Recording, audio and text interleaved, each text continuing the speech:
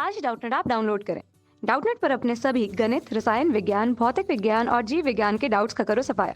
बस प्रश्न की फोटो खींचो, एक ही प्रश्न को क्रॉप करो और तुरंत वीडियो सोल्यूशन पाओ। अभी डाउनलोड करें। इस क्वेश्चन में हमें दिया किसी गतिशील वस्तु के प्रारंभिक वेग u, त्वरण a, अंतिम वेग v तथा समय t को परस्पर संबंध के रूप में दर्शाइए।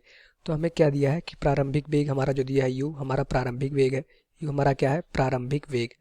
ठीक, क्या क्या दिया पहले हम लिख लेते हैं। त्वरण हमें दिया है a हमारा क्या है इस वस्तु का त्वरण है। ठीक, ये हमारा त्वरण हो गया। और अंतिम वेग a क्या है v, कैपिटल V जो हमारा क्या है a हमारा अंतिम वेग है, वस्तु का अंतिम वेग है।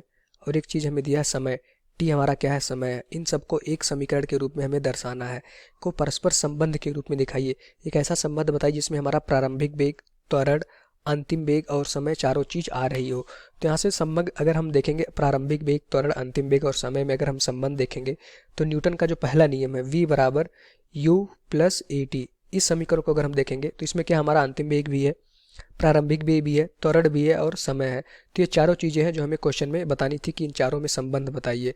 तो संबंध हमारा क्या होगा, v बराबर जो अंतिम वेग होगा किसके बराबर होता है, प्रारंभिक वेग प्लस त्वरण और समय के गुणनफल के बराबर होता है। तो यही हमारा संबंध हो जाएगा किसमें दिए हुए, जो हमारे क्वेश्चन में दिए हुए प्रारंभिक वेग, त्वरण, अंतिम वेग और समय में संबंध बताना था। तो ये संबंध क्या होता है, न्यूटन का पहला समीकरण जो होता है v बराबर u प्लस ए टी। यहाँ v क्या होता है हमारा अंतिम वेग, u क्या होता है हमारा प्रारंभिक वेग, a क्या होता है हमारा त्वरण और t क्या होता है हमारा समय। तो ये चारों चीज़ें इस समीकरण से क्या हो रही है, एक दूसरे से संबंधित है। तो हमें बताना था कि परस्पर संबंध के रूप में दर्शाइए। तो इन चारों में प्रारंभिक वेग, त्वरण, अंतिम वेग और समय में जो संबंध होता है वो न्यूटन का पहला समीकरण होता है। ये हमारा कौन सा समीकरण होता है, न्यूटन का पहला समीकरण इन चारों चीज़ों में संबंध बताता है। यही हमारा आंसर हो जाएगा। हमें इसी संबंध के रूप में लिखना था, तो जो हमारा आंसर हो जाएगा क्या हो जाएगा, v बराबर u प्लस ए टी। अच्छा, इस संबंध में a क्या होता है हमारा त्वरण, और त्वरण हमेशा याद रखिएगा त्वरण क्या रहता है, नियत रहता है। अगर त्वरण नियत रहेगा तभी ये संबंध हमारा क्या होगा, लगेगा। अगर त्वरण हमारा परिवर्तित हो गया, त्वरण हमारा एक समान ना रहा, तो ये संबंध हमारा क्या होगा, नहीं लगेगा।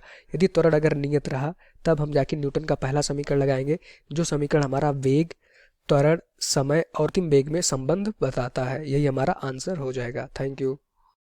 कक्षा 6 से 12वीं से लेकर नीट, IIT, JEE वो एडवांस के लेवल तक 1 करोड़ से ज्यादा छात्रों का भरोसा। आज ही डाउनलोड करें डाउटनेट ऐप या व्हाट्सएप करें अपने सारे डाउट्स 8400 400 400 पर।